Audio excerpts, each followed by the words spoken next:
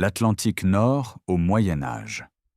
Imaginez un instant ces eaux impitoyables, balayées par des vents glacials qui descendent tout droit de l'Arctique. Des vagues hautes comme des maisons se soulèvent et s'écrasent dans l'obscurité hivernale, transformant la surface de l'océan en un champ de bataille liquide. La température de l'eau oscille à peine au-dessus du point de congélation, suffisamment froide pour tuer un homme en quelques minutes s'il devait tomber par-dessus bord.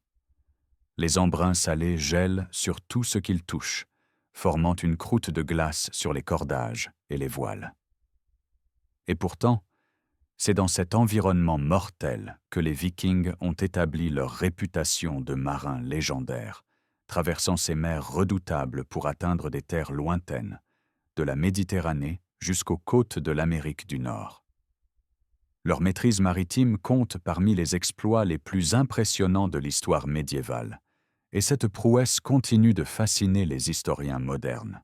Dans cette vidéo, vous allez découvrir comment ces guerriers du Nord ont réussi à survivre aux conditions glaciales de l'Atlantique Nord dans des navires en bois, sans la moindre source de chaleur artificielle à bord. Nous allons révéler le paradoxe central de la navigation viking.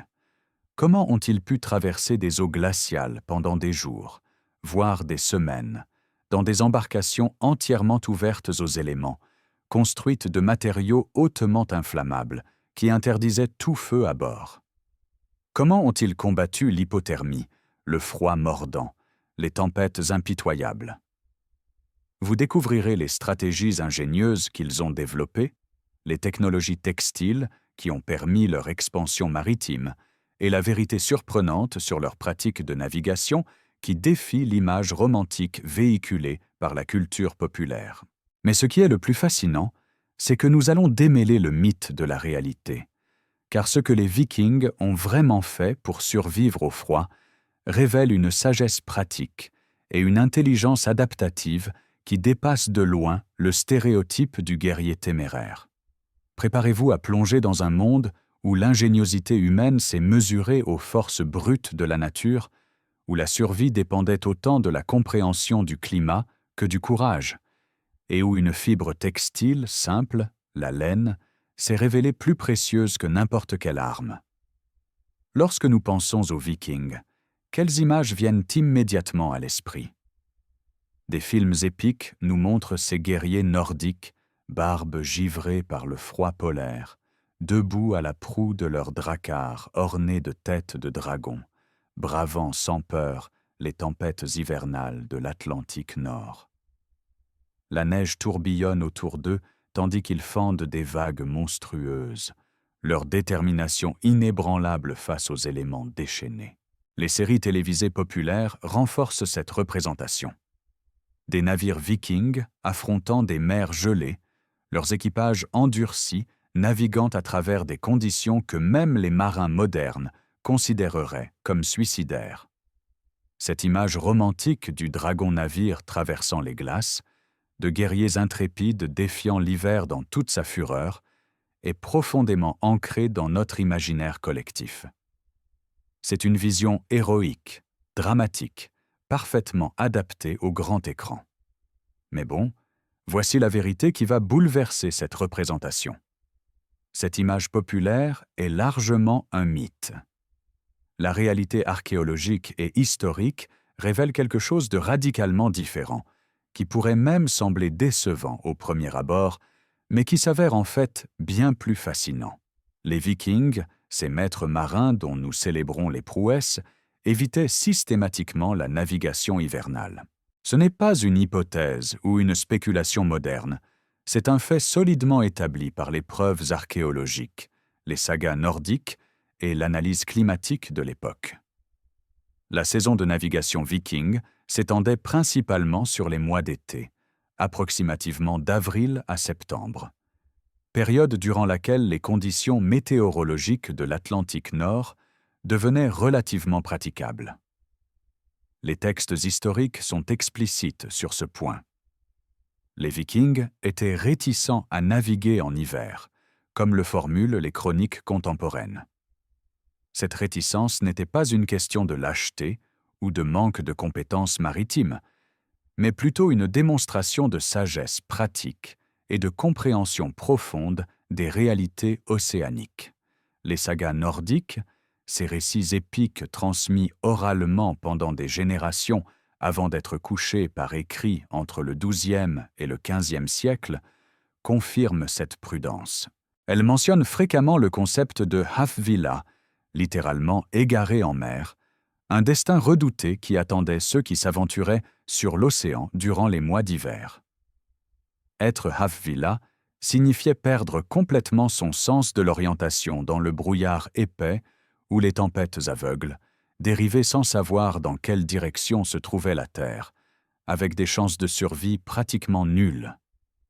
Le simple fait qu'un terme spécifique existait pour cette condition révèle à quel point c'était une préoccupation centrale dans la culture maritime viking. Plus révélateur encore, les sagas relatent les voyages hivernaux comme des événements remarquables, dignes d'être mentionnés précisément parce qu'ils étaient exceptionnels et dangereux, non comme des pratiques courantes. Mais pourquoi l'hiver était-il si résolument évité ? Tournons-nous maintenant vers les conditions météorologiques spécifiques de l'Atlantique Nord pour comprendre les forces naturelles auxquelles les Vikings faisaient face. Durant les mois d'hiver, le gradient de pression atmosphérique entre l'anticyclone des Açores au sud et la dépression d'Islande au nord atteint son intensité maximale. Ce phénomène météorologique fondamental génère des vents violents, typiquement de 10 à 20 nœuds en moyenne, mais avec des rafales pouvant dépasser largement ces vitesses. Le jet stream polaire, ce fleuve d'air à haute altitude qui circule autour de l'hémisphère nord, atteint également sa force maximale pendant l'hiver, créant des cyclones de moyenne latitude qui peuvent rivaliser avec les ouragans en termes de violence. Ces tempêtes déchaînées produisent des vagues massives qui pouvaient facilement submerger les bordages relativement bas des navires vikings, envahissant le pont ouvert et mettant l'équipage en danger mortel.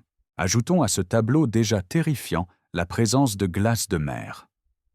Dans l'Atlantique Nord médiéval, la saison de glace s'étendait approximativement d'octobre à juin, transformant de vastes portions de l'océan en champs de glace dérivantes qui pouvaient piéger, écraser et détruire les navires en bois. La visibilité durant l'hiver était également compromise par les tempêtes fréquentes et le brouillard persistant, rendant la navigation traditionnelle, basée sur l'observation du Soleil, des étoiles et des points de repère terrestres, pratiquement impossible. Même l'étoile polaire, que les Vikings appelaient Leitarstjaerma ou étoile guide, n'était visible que pendant les courtes périodes d'obscurité au début et à la fin de la saison de navigation estivale, étant masquée par la lumière continue du jour pendant le pic de l'été nordique. En contraste frappant, l'été dans l'Atlantique Nord présentait un profil météorologique radicalement différent. Le gradient de pression atmosphérique s'affaiblissait considérablement durant ces mois, créant des vents doux et réguliers du sud-ouest plutôt que les bourrasques violentes et changeantes de l'hiver. Les perturbations météorologiques fortes devenaient rares, et les tempêtes tropicales ou ouragans, bien qu'existant théoriquement dans l'Atlantique, s'aventuraient rarement aussi au nord pendant les mois d'été. Les chroniques historiques décrivent les conditions estivales comme paisibles et agréables, une formulation qui peut sembler étrange à quiconque connaît la réputation de ces eaux, mais qui était relative au chaos hivernal. La visibilité s'améliorait dramatiquement, permettant aux navigateurs vikings d'utiliser leurs techniques d'observation pour maintenir le cap et éviter les dangers. Il existe un autre facteur crucial qui a rendu possible l'expansion viking à travers l'Atlantique Nord: la période chaude médiévale. Approximativement entre les années 950 et 1250 de notre ère, certaines régions de l'Atlantique Nord ont connu des températures relativement plus élevées qu'au cours des siècles précédents et suivants. Ce n'était pas un réchauffement globalement uniforme. Les recherches climatiques modernes ont clairement démontré que ce phénomène variait considérablement selon les régions et les périodes. La question du climat groenlandais pendant la colonisation norse fait d'ailleurs l'objet d'un débat scientifique actif. Selon certaines théories traditionnelles, le sud du Groenland aurait été environ 1,5 degré Celsius plus chaud pendant la période de colonisation norse. Cependant, des études récentes remettent en question cette hypothèse, suggérant que le climat était déjà froid lorsque les Norses sont arrivés et que le réchauffement médiéval aurait été moins prononcé au Groenland qu'ailleurs.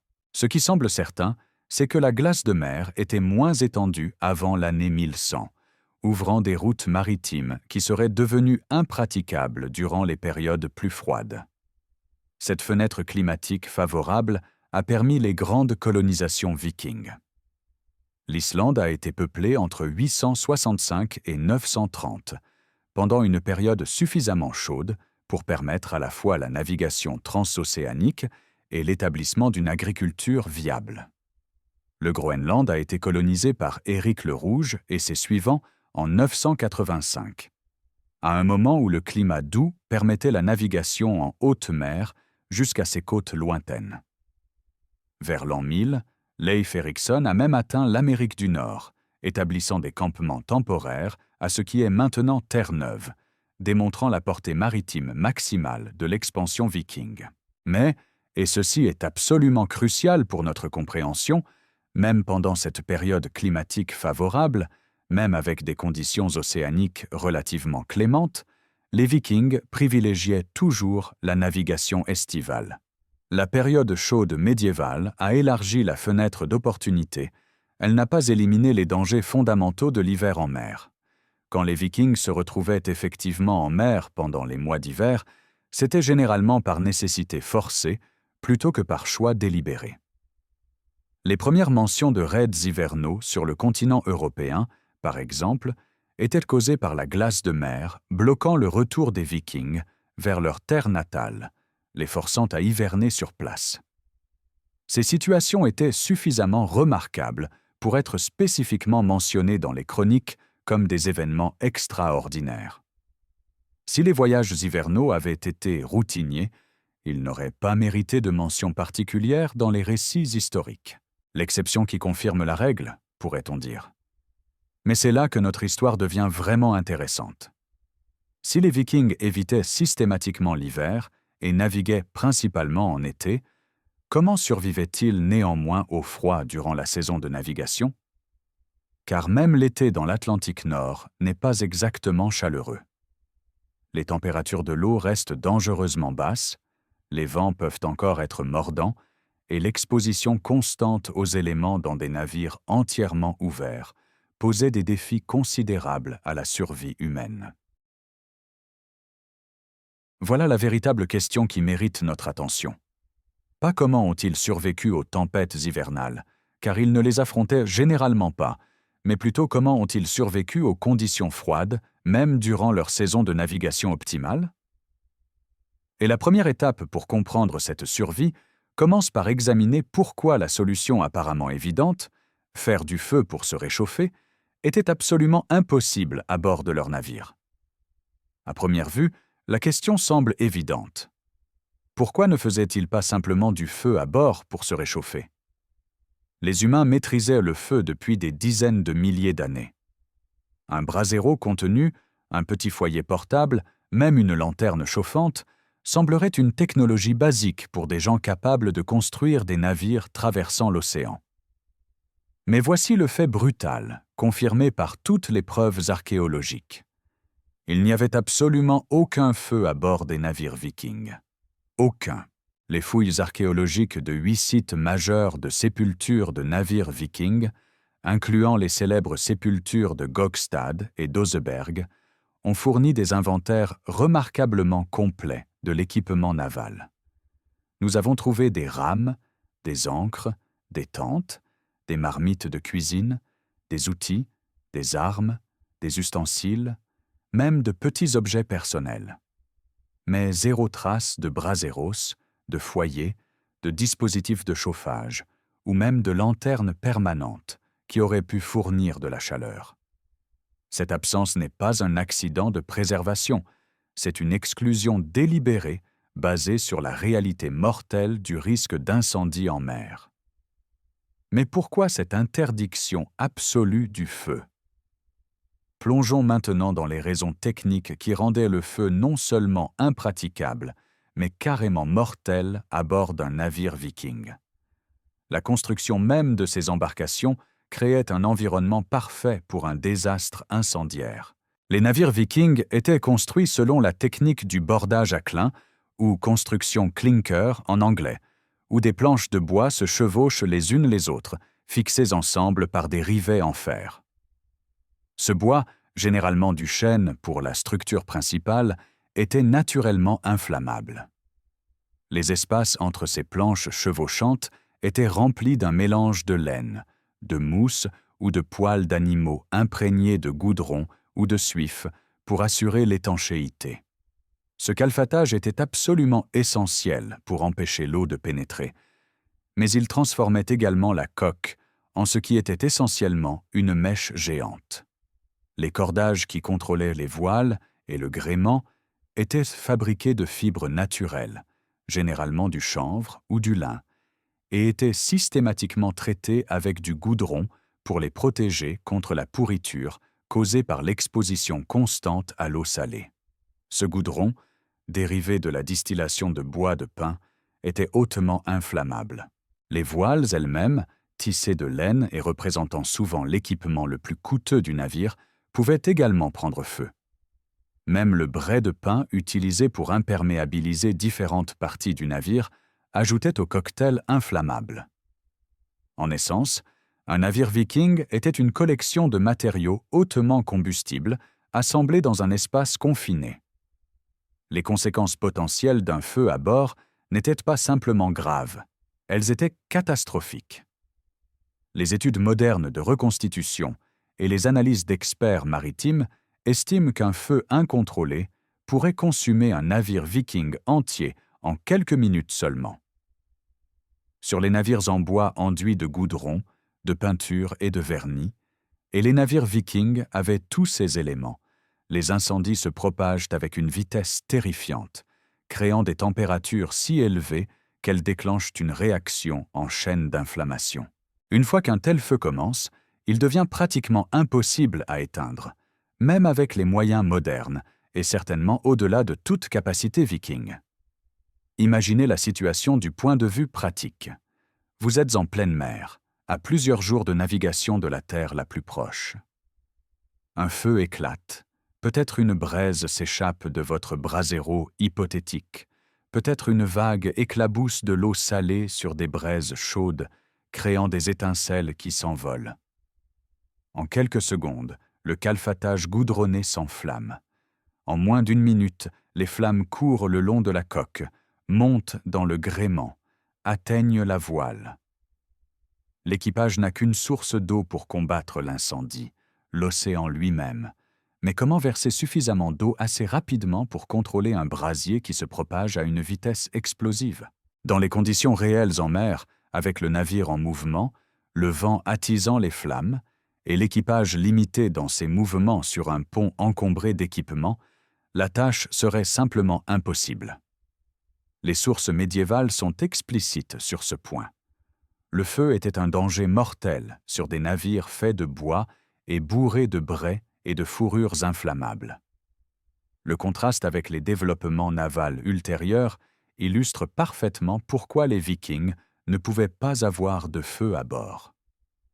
En 2022, des archéologues marins ont fait une découverte extraordinaire au large de Copenhague. L'épave de Svelget II, la plus grande cogue médiévale jamais trouvée.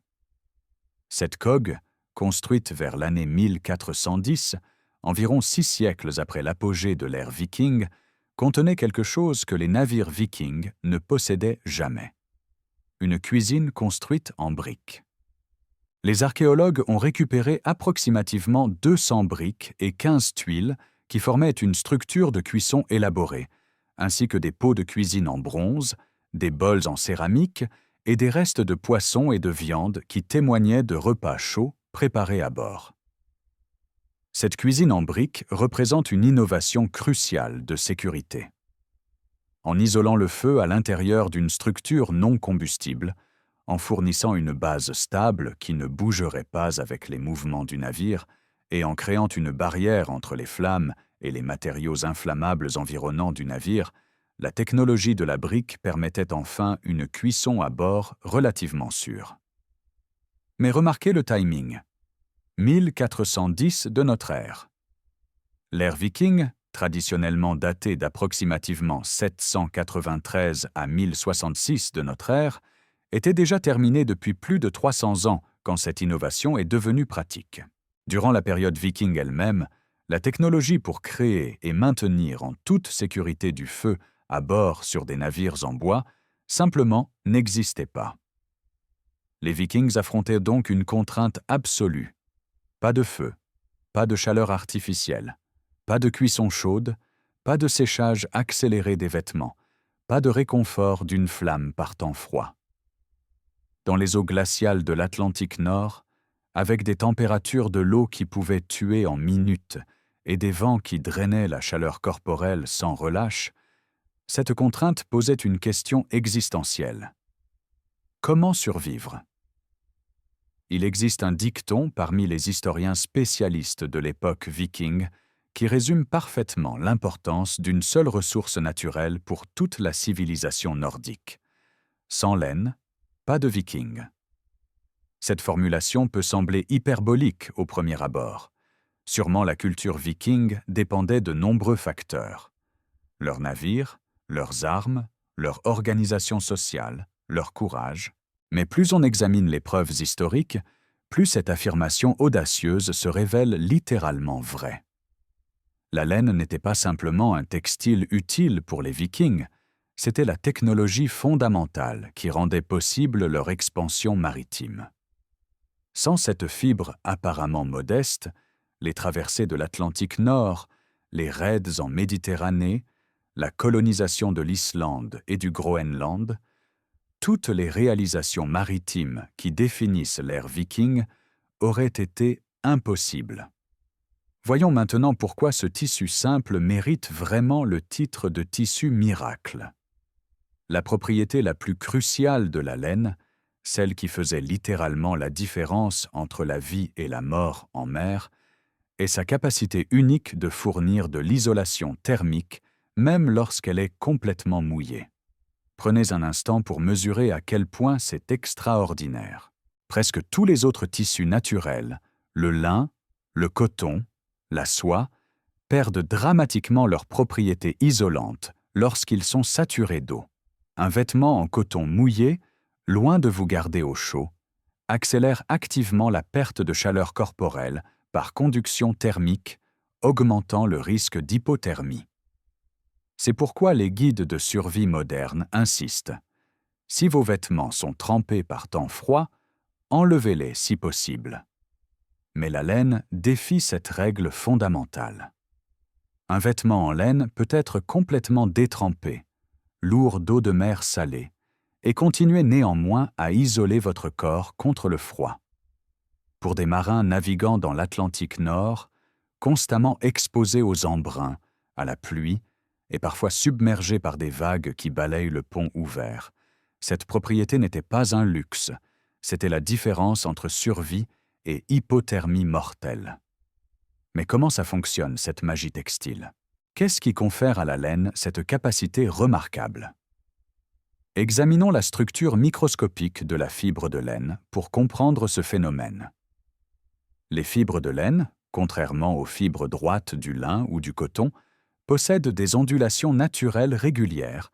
Imaginez un ressort hélicoïdal miniature plutôt qu'un fil droit. Ces ondulations, formées pendant la croissance de la fibre sur l'animal vivant, créent un réseau tridimensionnel complexe lorsque de nombreuses fibres sont filées ensemble en fils, puis tissées en tissu. Ce réseau piège d'innombrables petites poches d'air entre les fibres ondulées, et c'est cet air emprisonné qui fournit l'isolation thermique. L'air est un excellent isolant. C'est pourquoi les fenêtres à double vitrage sont efficaces et la laine est essentiellement une matrice sophistiquée pour maintenir de l'air immobile près de votre peau. Mais les ondulations ne sont qu'une partie de l'explication. La surface de chaque fibre de laine est recouverte d'écailles microscopiques, visibles au microscope électronique, mais invisibles à l'œil nu, qui chevauchent les unes les autres comme les tuiles d'un toit. Ces écailles sont enrobées d'une substance cireuse naturelle appelée lanoline, sécrétée par les glandes sébacées du mouton. La lanoline est hydrophobe, ce qui signifie qu'elle repousse l'eau de la même manière que la cire repousse l'eau sur une voiture fraîchement cirée. Lorsque de l'eau, qu'il s'agisse de pluie, d'embrun ou de vagues, entre en contact avec de la laine contenant sa lanoline naturelle, elle tend à former des gouttelettes qui roulent sur la surface plutôt que de pénétrer profondément dans la fibre. Cette hydrophobicité naturelle constitue la première ligne de défense contre l'humidité. Même lorsque la laine finit par être saturée, car aucun matériau n'est complètement imperméable à l'eau, sa structure unique continue de fournir de l'isolation. Contrairement au coton, où l'eau remplace complètement l'air entre les fibres, créant une masse dense et conductrice thermique, la structure ondulée de la laine maintient une portion des poches d'air, même quand elle est mouillée. De plus, la laine peut absorber jusqu'à 30% de son poids en eau avant de commencer à se sentir humide au toucher. Cette capacité d'absorption transporte l'humidité loin de votre peau, la stockant à l'intérieur de la structure de la fibre elle-même, plutôt que de laisser une couche d'eau froide directement contre votre corps. Ce processus, que les scientifiques textiles modernes appellent la gestion de l'humidité, était intuitivement compris et exploité par les Vikings il y a plus de 1000 ans. Il existe une autre propriété fascinante de la laine qui contribuait à la survie viking, sa capacité à générer de la chaleur lorsqu'elle se mouille. Ceci peut sembler paradoxal, mais c'est chimiquement réel. Lorsque la laine absorbe de l'humidité, elle subit une réaction chimique appelée l'adsorption exothermique. L'eau réagit avec les molécules de protéines de la fibre de laine, et cette réaction libère une petite quantité de chaleur. Ce n'est pas assez de chaleur pour vous réchauffer de manière significative à elle seule, mais c'est suffisant pour compenser partiellement le refroidissement par évaporation qui se produit lorsque vos vêtements se mouillent. Essentiellement, la laine mouillée devient légèrement plus chaude qu'elle ne le serait autrement, une autre couche subtile de protection contre l'hypothermie que les Vikings exploitaient, sans nécessairement comprendre la chimie sous-jacente. Mais posséder de la laine brute n'était qu'un début, le génie viking résidait dans la façon dont ils l'utilisaient. Les moutons scandinaves de l'ère viking n'étaient pas les créatures domestiquées modernes, élevées pour une laine fine et uniforme. C'étaient des animaux résistants aux intempéries, possédant ce qu'on appelle une toison à double couche. La couche extérieure consistait en poils de garde longs et grossiers, très résistants à l'abrasion et naturellement enrobés de niveaux élevés de lanoline, les rendant presque entièrement imperméables à l'eau. La couche intérieure était constituée de sous-laine plus douce et plus fine, avec d'excellentes propriétés isolantes. Les Vikings filaient intentionnellement ces deux types de fibres ensemble, créant un fil qui combinait les qualités des deux. L'imperméabilité protectrice des fibres extérieures avec les capacités isolantes supérieures des fibres intérieures. Ce fil était ensuite tissé en tissu selon différentes densités, selon l'utilisation prévue. Pour les vêtements extérieurs exposés directement aux éléments, comme les capes et les manteaux, il tissait la laine très serrée, créant un matériau si dense que le vent ne pouvait guère le pénétrer et que l'eau perlait largement à sa surface. Pour les couches intermédiaires, ils utilisaient un tissage plus lâche qui piégeait plus d'air et fournissait une isolation maximale. Cette approche de couches multiples, avec différents types de tissus de laine servant des fonctions distinctes, anticipait de plusieurs siècles les vêtements modernes de performance extérieure.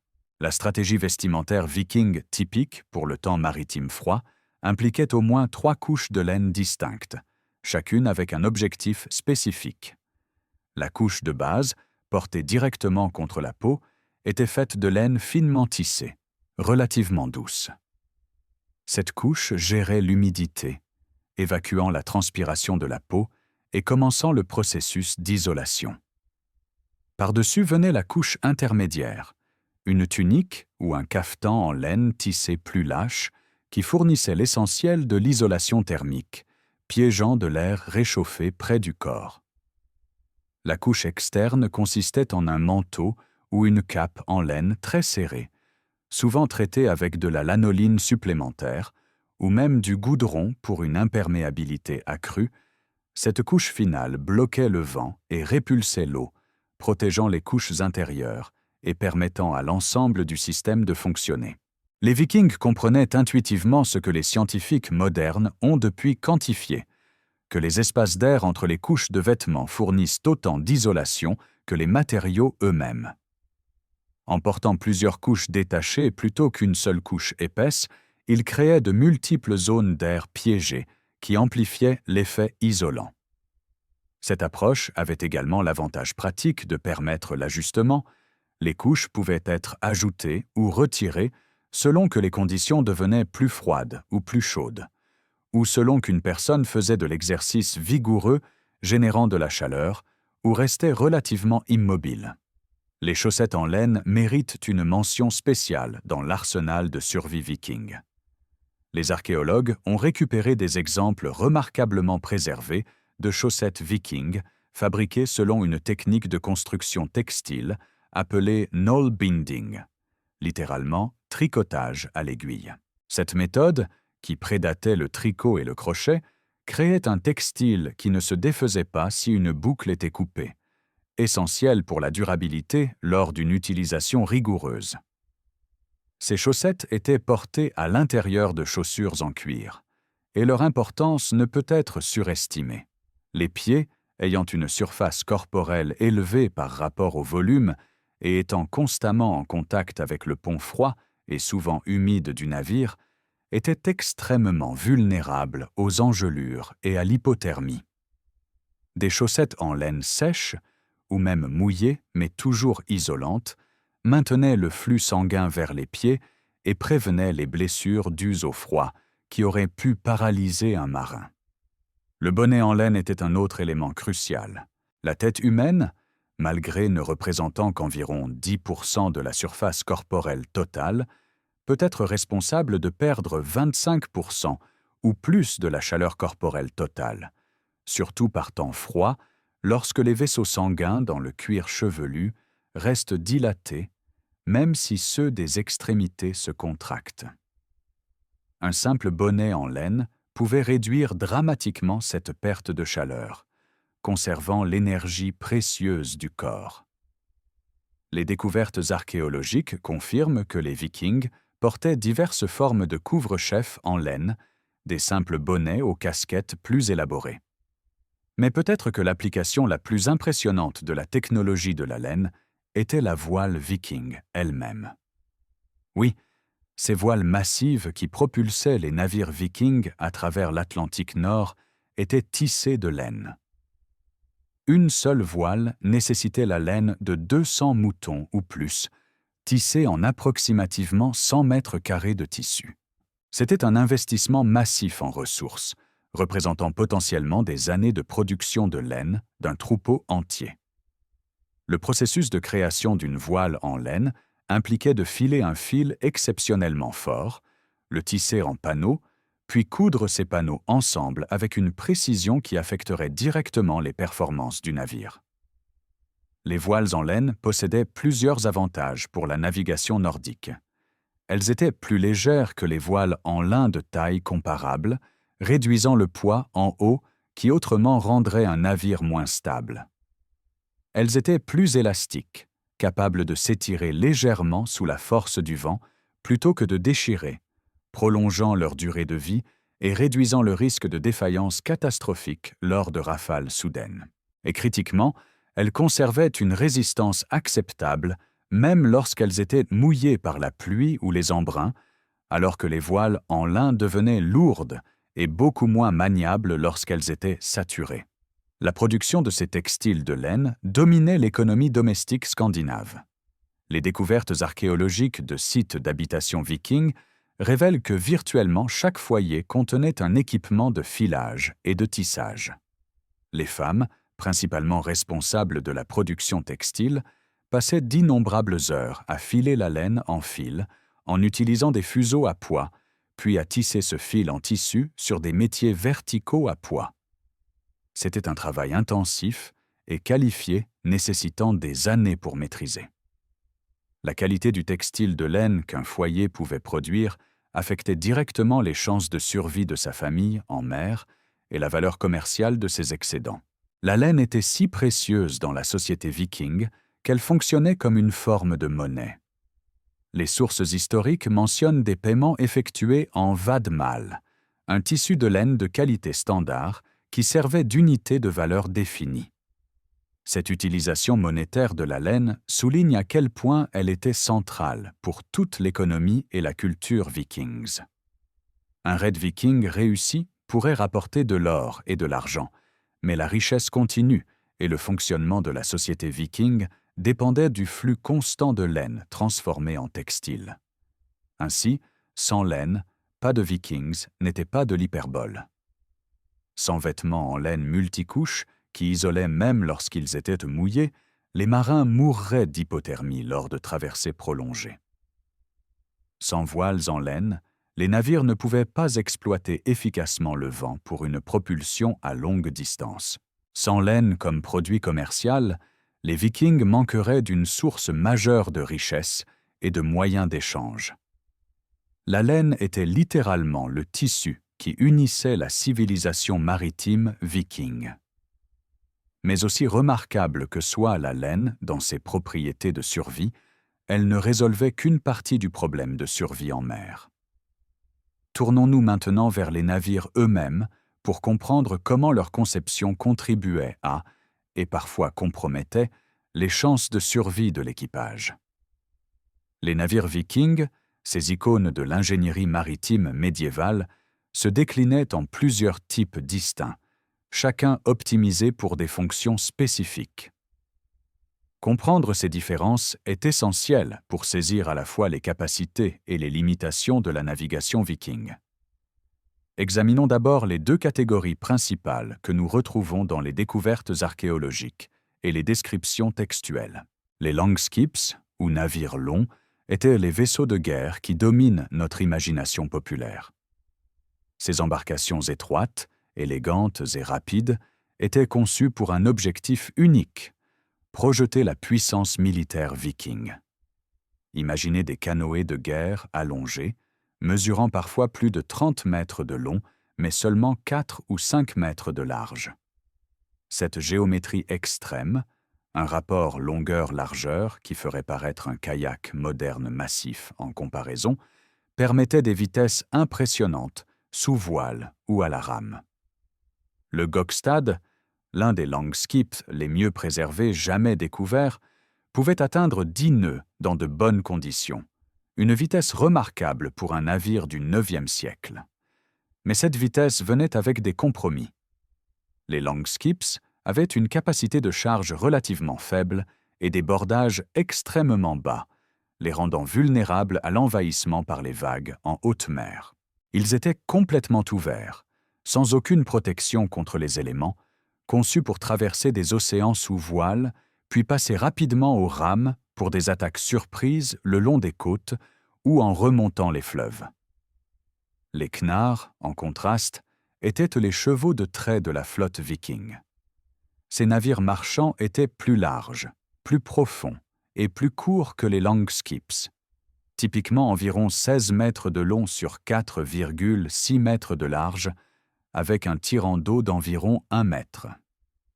Cette géométrie plus arrondie leur donnait un déplacement d'environ 50 tonnes, avec une capacité de cargaison pouvant atteindre 24 tonnes.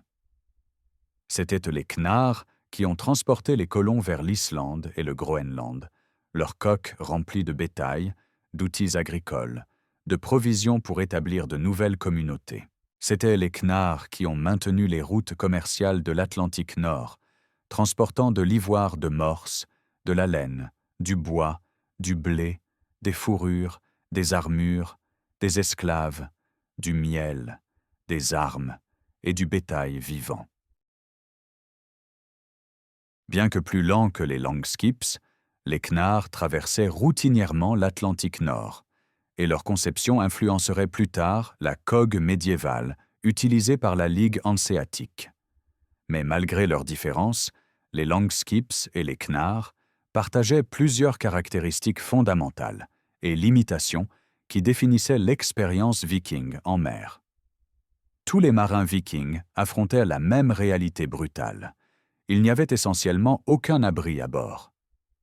Ni les Longskips, ni les knarrs ne possédèrent de quartiers de couchage fermés, de ponts inférieurs pour s'abriter, ou même de cabines basiques. Les ponts surélevés à l'avant et à l'arrière du navire, que les reconstructions modernes montrent clairement, n'offraient aucune protection météorologique significative. C'étaient des plateformes légèrement élevées, utilisées pour le stockage et comme poste d'observation, non comme abri. Le pont principal du navire était essentiellement ouvert, une plateforme de travail exposée directement aux cieux. Cette conception n'était pas un défaut ou une limitation de la technologie viking, c'était un choix délibéré optimisant pour vitesse, manœuvrabilité et capacité de charge au détriment absolu du confort de l'équipage. Les conséquences de cette conception ouverte pour la vie quotidienne en mer étaient profondes. L'équipage était exposé en permanence au vent, aux embruns, à la pluie, parfois même aux vagues qui balayaient le pont lors de mers agitées. Le risque d'hypothermie était constant par temps lourd.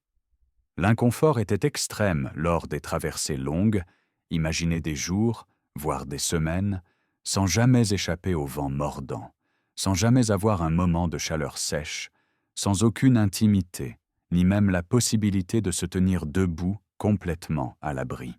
Dormir signifiait s'étendre sur le pont ouvert, sous les étoiles si le temps était clair, sous la pluie battante si ce n'était pas le cas. C'était une existence brutale qui testait l'endurance humaine jusqu'à ses limites. Pourtant, ces navires ouverts inconfortables possédaient des qualités d'ingénierie qui les rendaient remarquablement marins et résilients. La technique de construction clinker, où les planches de bois se chevauchent les unes les autres plutôt que de se rejoindre bord à bord, créait une coque flexible qui pouvait littéralement se plier avec les vagues. Là où les navires construits selon des méthodes plus rigides résistaient aux forces de l'océan et parfois se brisaient sous la tension, un navire viking dansait avec les vagues, sa coque fléchissant et se tordant pour absorber l'énergie plutôt que de la combattre. Les marins qui ont navigué sur des répliques modernes de navires vikings rapportent cette flexibilité avec un mélange d'émerveillement et de légère inquiétude. Le navire se tord visiblement dans les vagues, mais cette flexibilité même le rend capable de supporter des mers qui briseraient une construction plus rigide. L'étanchéité de ces navires flexibles dépendait du calfatage que nous avons mentionné plus tôt. Laine, mousse ou poils d'animaux imprégnés de goudron ou de suif forcés entre les planches qui se chevauchent. Ce calfatage devait être suffisamment flexible pour bouger avec la coque tout en maintenant un joint étanche. Les matériaux organiques, laine et mousse particulièrement, gonflaient lorsqu'ils étaient mouillés, améliorant en fait leur capacité d'étanchéité lorsque le navire était dans l'eau. C'était un système élégant qui exploitait les propriétés naturelles des matériaux disponibles. Mais cette étanchéité n'était jamais parfaite. Tous les navires vikings prenaient l'eau, pas à un rythme catastrophique, mais à un infiltrement constant qui nécessitait une gestion. Les navires étaient équipés de pelles d'écope, littéralement des pelles en bois, utilisées pour écoper l'eau de cale qui s'accumulait dans le fond de la coque. L'écope était une tâche constante et fatigante lors de longues traversées, particulièrement par mer agitée, lorsque davantage d'eau se frayait un chemin entre les planches et par-dessus les bordages. Mais c'était une corvée gérable qui faisait simplement partie de la routine de la vie en mer. Le système de gouverne était remarquablement sophistiqué pour sa simplicité apparente. Plutôt qu'un gouvernail arrière central, comme les navires modernes, les navires vikings utilisaient un aviron latéral de gouverne, une grande rame attachée au côté tribord arrière du navire.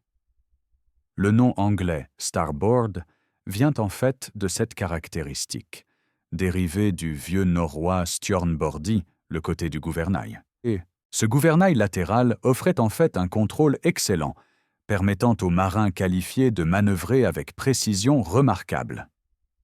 Le mécanisme de fixation permettait à l'aviron de gouverne d'être relevé dans les eaux peu profondes, permettant aux navires vikings de naviguer dans des rivières et d'être tirés sur les plages, une capacité cruciale pour leur stratégie de raid et de commerce. La quille, la lourde pièce de bois courant le long du fond du navire de la proue à la poupe, fournissait la structure de base et permettait au navire de naviguer contre le vent dans une certaine mesure. Les navires vikings ne pouvaient pas remonter au près aussi efficacement que les navires à voile modernes. Leurs voiles carrées étaient principalement optimisées pour naviguer vent arrière ou vent de travers, mais avec un gréement habile, ils pouvaient progresser même avec des vents quelque peu défavorables. Cette capacité élargissait considérablement leur enveloppe opérationnelle, les rendant moins dépendants d'attendre des conditions de vent parfaites. Le mât était une pièce d'ingénierie impressionnante en soi. Fabriqué d'un seul grand arbre, souvent un pin ou un épicéa, il devait être à la fois fort et légèrement flexible, capable de supporter le stress énorme d'une voile pleine attrapant le vent sans se rompre. Le mât s'insérait dans une grande pièce de bois en forme de poisson, appelée le bout de mât, qui distribuait les forces du mât à travers la quille et la structure du navire. Ce système permettait au mât d'être abaissé lorsque nécessaire, une capacité pratique pour naviguer sous les ponts ou réduire la visibilité lors de l'approche de cibles en raid. Les rames méritent une discussion séparée car elles étaient critiques non seulement pour la propulsion, mais, comme nous allons bientôt explorer, pour la survie thermique. Un knarr typique pourrait avoir 10 à 15 paires de rames, tandis qu'un grand longskip pourrait avoir 30 paires ou plus. Chaque rame était manœuvrée par un seul homme, assis ou debout selon les conditions et la conception du navire, passant la rame à travers un trou d'aviron découpé dans le bordage du navire. Ces trous d'aviron pouvaient être fermés avec des volets en bois lorsqu'ils n'étaient pas utilisés, empêchant l'eau de pénétrer par les ouvertures lors de la navigation sous voile ou par mer agitée. Les découvertes archéologiques révèlent que certains navires vikings emportaient des structures de tentes qui pouvaient être érigées à bord pour fournir un abri temporaire. La sépulture du navire Gokstad a fourni les vestiges de ce qui semble être une grande tente, avec des pignons en bois sculptés mesurant environ 5,2 mètres de long sur 4,3 mètres de large et 3,4 mètres de haut. Les pignons étaient faits de chaînes sculptées de têtes d'animaux élaborées, indiquant que c'était un équipement de statut élevé. Le tissu de la tente elle-même n'a pas survécu, mais c'était probablement de la laine tissée serrée, peut-être traitée avec de la lanoline supplémentaire ou du goudron pour l'imperméabilité. Cette tente n'était pas un abri permanent, elle devait être démontée pour la navigation et les copes, et ne pouvait être érigée que lorsque le navire était ancré ou tiré sur la plage. Mais elle fournissait une protection critique contre les éléments lors des arrêts, permettant à l'équipage de dormir au sec et hors du vent pendant au moins une partie de leur voyage. L'existence de telles tentes renforce un point que nous explorerons plus en détail bientôt, que la stratégie de survie viking dépendait fortement de faire des arrêts fréquents à terre plutôt que d'essayer de survivre indéfiniment en mer. La contrainte fondamentale que nous avons établie plus tôt, l'impossibilité absolue du feu à bord, dominait tous les aspects de l'alimentation en mer viking. La nourriture ne pouvait être cuite que si l'équipage était capable de débarquer, confirment les sources historiques. Ce simple fait transformait l'approvisionnement maritime en un défi de conservation plutôt que de cuisine. Chaque aliment transporté à bord devait être soit consommable cru, soit pré-préparé à terre, d'une manière permettant une conservation à long terme sans réfrigération. Penchons-nous maintenant sur le régime alimentaire remarquable qui soutenait les marins vikings lors de leur voyage à travers l'Atlantique Nord. Le stockfish, poisson séché, généralement de la morue ou de l'aigle fin, représentait la colonne vertébrale protéinique de l'alimentation maritime viking. La technique de production du stockfish était d'une simplicité élégante. Les poissons fraîchement pêchés étaient évidés, puis suspendus sur des râteliers en bois dans l'air froid et sec de l'hiver nordique.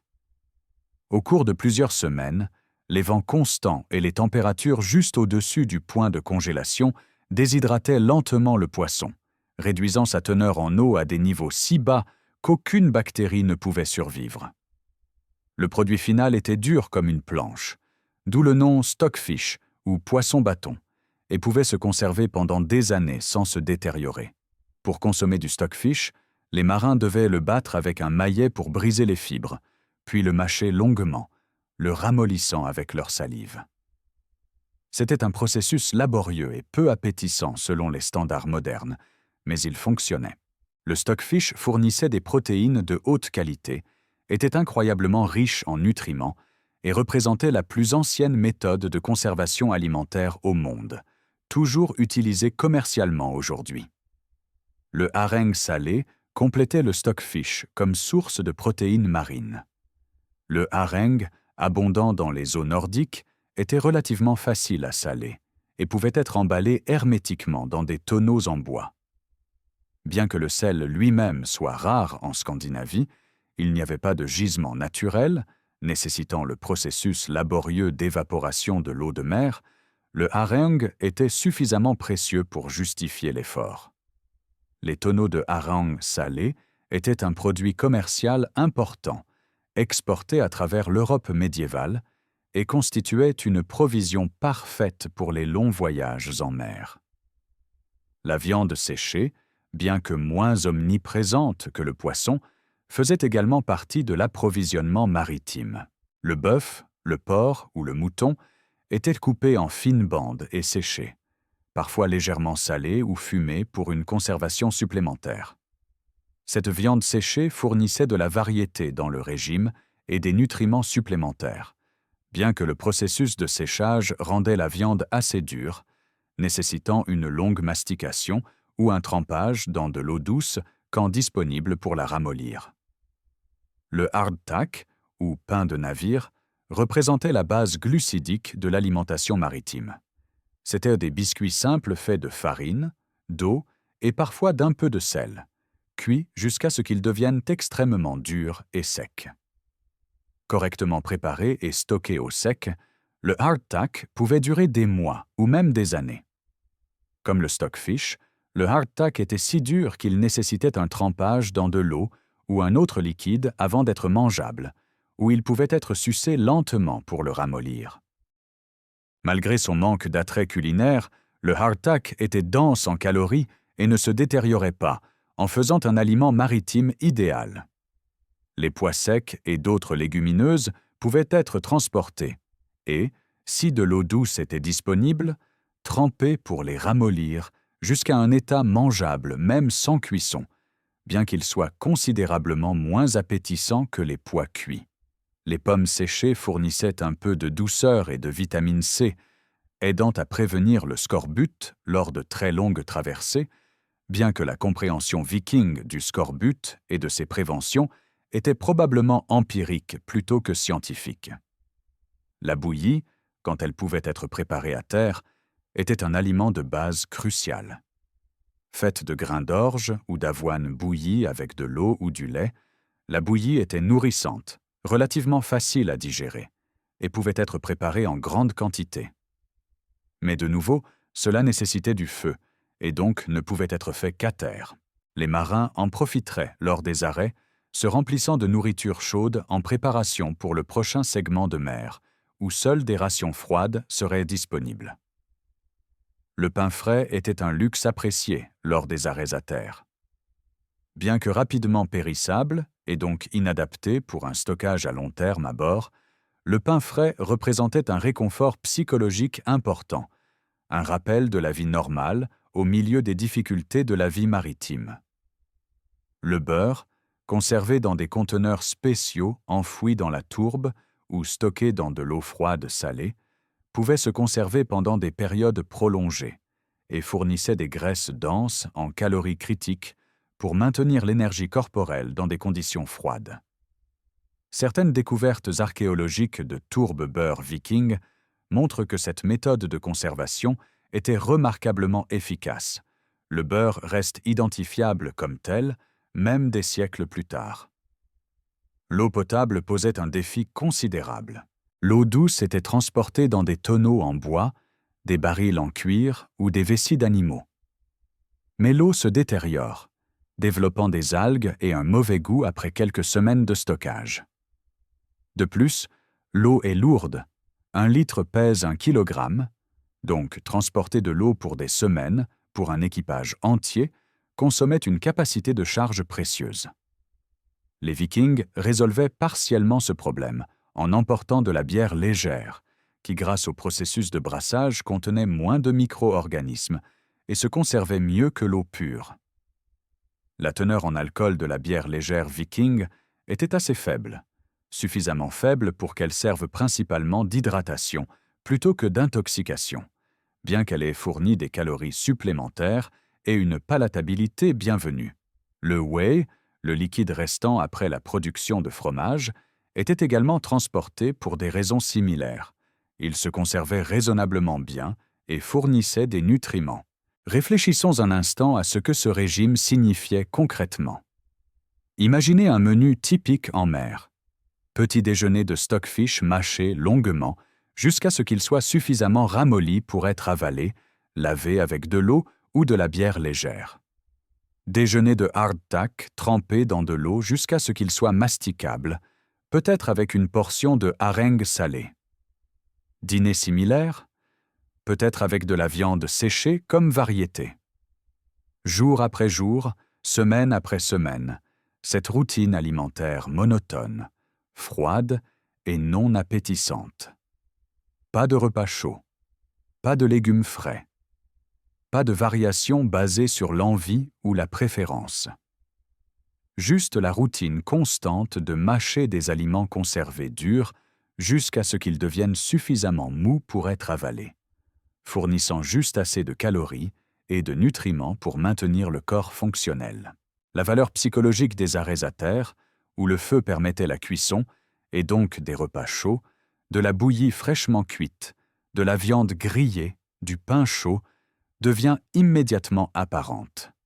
Ces repas n'étaient pas seulement une nutrition, ils étaient un réconfort moral, un rappel que la civilisation et le confort existaient même si temporairement inaccessibles.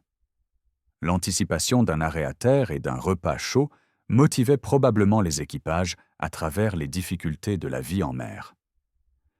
Le stockage alimentaire à bord présentait des défis continus. Tout devait être protégé de l'eau de mer, qui pourrait envahir le pont lors de mers agitées. Les tonneaux et les conteneurs devaient être scellés hermétiquement et sécurisés contre les mouvements du navire. Les rongeurs, rats et souris étaient une menace constante, capable de détruire des provisions en rongeant à travers les conteneurs. Les chats étaient parfois gardés à bord précisément pour le contrôle des rongeurs, bien que les confins exigus et ouverts d'un navire viking étaient loin de l'idéal pour garder des animaux. Intéressant, certains voyages vikings transportaient du bétail vivant, non pas pour une consommation lors du voyage, mais comme provision de colonisation. Les sagas mentionnent des navires transportant des vaches, des moutons, des chèvres et des cochons vers l'Islande et le Groenland. Garder ces animaux en vie lors de traversées de plusieurs semaines nécessitait de transporter du fourrage et de l'eau pour eux, une charge logistique considérable. Mais pour les colons établissant de nouvelles communautés dans des terres inhabitées, amener des animaux reproducteurs était essentiel pour la survie à long terme, justifiant les difficultés du transport maritime. Le sommeil à bord d'un navire viking était loin d'être confortable, mais était néanmoins essentiel. Les découvertes archéologiques et les références sagas mentionnent un équipement de couchage spécifique appelé udfat, littéralement sac de peau. C'était essentiellement un grand sac de couchage fabriqué d'une grande peau de mouton, cousu le long de ses côtés pour créer un conteneur dans lequel une personne pouvait ramper. Mais voici le détail crucial. Le udfat était conçu pour accueillir 2 personnes, pas une. Cette conception à double occupation n'était pas un accident ou une économie de matériaux, c'était une stratégie de survie délibérée. La physiologie humaine perd de la chaleur continuellement, et cette perte de chaleur s'accélère dramatiquement par temps froid. Dormir seul dans un sac de couchage par temps froid requiert que votre corps maintienne la température de tout l'espace de couchage à travers votre métabolisme seul. Mais dormir 2 personnes ensemble dans un udfat partagé crée un système thermique combiné, où 2 sources de chaleur corporelle chauffent un espace seulement légèrement plus grand qu'un sac de couchage individuel. L'efficacité thermique double approximativement. Chaque personne bénéficie de la chaleur corporelle de l'autre, réduisant drastiquement les demandes énergétiques sur chaque métabolisme individuel. Cette pratique de partager des sacs de couchage révèle quelque chose de profond sur la culture maritime viking. La survie dépendait de la coopération et de la confiance. Vous partagiez votre chaleur corporelle intime avec votre compagnon de navire, littéralement vous serrant ensemble pour la chaleur mutuelle. Cette proximité physique obligatoire créait des liens entre les membres de l'équipage qui allaient au-delà de la simple camaraderie de travail. C'était un partage littéral de ressources de survie vitales, une vulnérabilité mutuelle et une dépendance qui renforçaient la cohésion du groupe. Le udfat, en peau de mouton, exploitait les mêmes propriétés de laine que nous avons explorées plus tôt. Même si le sac de couchage devenait humide de la condensation de la respiration ou de l'exposition aux éléments, la laine continuait de fournir de l'isolation. L'intérieur en fourrure créait une couche d'air morte directement contre les corps des dormeurs, maximisant la rétention de chaleur. Les côtés cousus empêchaient les courants d'air qui drainent la chaleur. Mais dormir dans un udfat sur le pont ouvert d'un navire viking était encore loin d'être confortable. Le pont était dur, constamment en mouvement avec le mouvement du navire. Le vent rugissait au-dessus. L'eau pourrait éclabousser le pont lors de mers agitées. Le bruit était constant, craquement du navire, claquement de la voile si élevée, fracas des vagues contre la coque. La privauté était inexistante. Vous dormiez au milieu de l'équipage entier, tous entassés ensemble sur le pont bondé. La possibilité de danger était toujours présente. Une tempête pourrait se lever nécessitant que tout l'équipage se réveille et travaille, ou une vague particulièrement grande pourrait balayer le pont, envoyant des corps et du matériel s'entasser contre le bordage. Le cycle veille-sommeil à bord était probablement fragmenté plutôt que consolidé. Avec l'équipage entier nécessaire pour les manœuvres importantes et avec les conditions en mer changeant imprévisiblement, dormir de longues périodes ininterrompues était probablement rare. Au lieu, les marins dormaient probablement par brèves périodes quand les conditions le permettaient, attrapant le repos où et quand ils le pouvaient, toujours à demi conscients et prêts à se réveiller si nécessaire. Cette privation de sommeil chronique ajoutait à la tension physique et psychologique de la vie en mer. Quand les conditions le permettaient, particulièrement dans les eaux plus calmes près de la côte, les Vikings ancreraient pour la nuit plutôt que de naviguer dans l'obscurité. Naviguer de nuit était dangereux, vous ne pouviez pas voir les dangers à venir. L'observation céleste pour la navigation était entravée même si les étoiles étaient visibles, et l'équipage entier était fatigué de la journée de travail. Ancrer permettait à l'équipage de dormir plus profondément, bien que toujours sur le pont ouvert dans leur sac de couchage partagé, sans le stress constant de gérer activement le navire. Dans certains cas, Quand la géographie le permettait, les navires seraient tirés directement sur la plage pour la nuit. C'était l'option préférée quand disponible. Elle éliminait le risque de dérive d'encre et permettait à l'équipage de camper réellement à terre, bien qu'encore dans leur hood-fat portable. La transition du pont en mouvement à la terre solide et immobile a dû être psychologiquement significative, un rappel temporaire de normalité et de sécurité. La tente que nous avons mentionnée plus tôt, récupérée de la sépulture du navire Gokstad, fournissait un abri crucial lors de ses arrêts.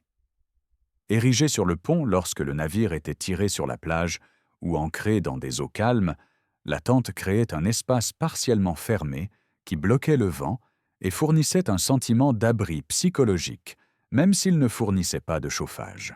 Dormir sous la tente, dans un hut-fat, sur un navire tiré sur la plage représentait le meilleur scénario de repos pour les marins vikings, relativement protégés du vent, au sec si le tissu de la tente tenait, et suffisamment chaud de la chaleur corporelle partagée et de l'isolation en laine. L'importance de ces sacs de couchage dans la culture viking est soulignée par leur inclusion dans les sépultures de navires prestigieuses. Le fait que les hood-fat étaient considérés comme suffisamment importants pour accompagner les morts dans l'au-delà révèle qu'ils étaient vus comme essentiels au voyage maritime, qu'il soit dans ce monde ou le suivant. Ramer n'était pas simplement un moyen de propulsion pour les Vikings, c'était une nécessité de survie thermique, un exercice aérobique complet qui transformait le corps humain en générateur de chaleur. Pour véritablement comprendre le rôle central que l'activité physique jouait dans la survie viking au froid, nous devons d'abord apprécier à quel point ramer était omniprésent dans leur voyage maritime. Même les navires équipés de voiles, et tous les navires vikings de haute mer avaient des voiles, dépendaient massivement de la puissance humaine. Le vent, après tout, est capricieux. Il peut souffler de la mauvaise direction, nécessitant un laborieux virement de bord qui, dans certaines conditions, était simplement impraticable. Il peut diminuer jusqu'au calme plat, laissant votre voile pendre mollement, inutile. Il peut être trop fort, transformant votre voile d'un avantage en un danger qui menace de chavirer le navire ou de briser le mât. Dans toutes ces situations, qui collectivement constituaient probablement la majorité du temps de navigation, l'équipage devait ramer. De lourdes rames en bois, chacune manœuvrée par un seul homme, plongeaient dans l'eau encore et encore, propulsant le navire vers l'avant par la pure force musculaire. Les sources historiques sont remarquablement claires sur l'intensité de cet effort. Pas de pause entre ramer, combattre et piller, comme le formule un texte. Les guerriers vikings devaient posséder une endurance extraordinaire, capable de ramer pendant des heures, parfois des jours, puis de débarquer et d'engager immédiatement le combat. C'était un niveau de condition physique qui défie l'imagination moderne, requérant non seulement de la force brute, mais une capacité aérobique soutenue qui rivaliserait avec les athlètes d'endurance contemporains. Si on regarde la biomécanique du rameur, on comprend pourquoi cette activité était si efficace pour générer de la chaleur corporelle. Contrairement aux exercices qui isolent des groupes musculaires spécifiques, ramer est un véritable exercice du corps entier qui engage simultanément presque tous les principaux groupes musculaires. Le coup de rame commence avec les jambes. Vos mollets, quadriceps, ischio-jambiers et fessiers se contractent pour pousser contre le repose-pied, générant la force initiale. Cette force se transfère à travers votre tronc, où vos obliques et abdominaux stabilisent votre corps contre la résistance de la rame, tout en transmettant l'énergie vers le haut. Vos pectoraux dans la poitrine s'engagent pendant la phase de traction. Vos biceps et triceps dans les bras manœuvrent activement la rame à travers son arc de mouvement. Vos deltoïdes dans les épaules supportent et contrôlent la position du bras. Vos dorsaux, trapèzes et rhomboïdes dans le dos fournissent la puissance de traction principale. Cette activation musculaire systémique massive génèrent une chaleur considérable. Les muscles au travail sont métaboliquement inefficaces. Seulement environ 25% de l'énergie qu'ils consomment est effectivement convertie en travail mécanique. Les 75% restants sont libérés sous forme de chaleur. Lors d'un exercice intense et soutenu comme le rameur, cette thermogenèse musculaire peut augmenter la production totale de chaleur corporelle de 10 fois ou plus par rapport au niveau de repos. Votre température corporelle centrale monte, votre débit sanguin augmente, apportant du sang chaud aux extrémités qui autrement seraient vulnérables aux engelures. Vous transpirez, même par temps froid, un signe que vos systèmes de refroidissement luttent pour dissiper la chaleur excessive générée par vos muscles au travail. Pour les Vikings, ramant dans l'Atlantique Nord froid, cette génération de chaleur endogène était littéralement vitale. Le vent glacial qui rendait le repos sur le pont si dangereux devenait beaucoup moins menaçant lorsque vous ramiez activement, votre four métabolique interne contrebalançant la perte de chaleur vers l'environnement. Les vêtements en laine, qui conservaient l'isolation même lorsqu'ils étaient mouillés, devenaient encore plus efficaces lorsqu'ils étaient combinés avec la chaleur générée par l'exercice. Un cercle vertueux émergeait. Le froid créait le besoin de se déplacer. Le mouvement nécessitait de ramer.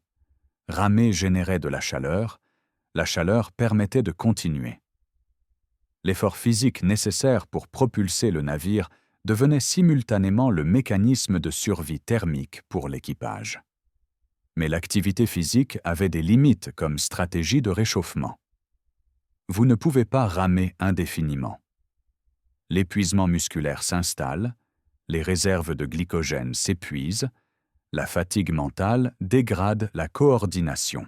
De plus, ramer nécessite que suffisamment de vent soit absent pour que la navigation à voile soit impraticable, mais pas si violent que ramer devienne impossible.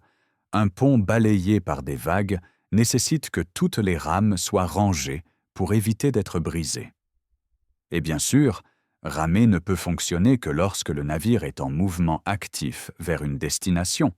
Vous ne pouvez pas ramer en place simplement pour rester au chaud. C'est ici que l'importance des escales à terre devient évidente. Aucun équipage, aussi endurant soit-il, ne pouvait survivre indéfiniment en mer sans des opportunités périodiques de se réchauffer vraiment, de sécher leurs vêtements, de manger des repas chauds et de dormir dans une relative sécurité.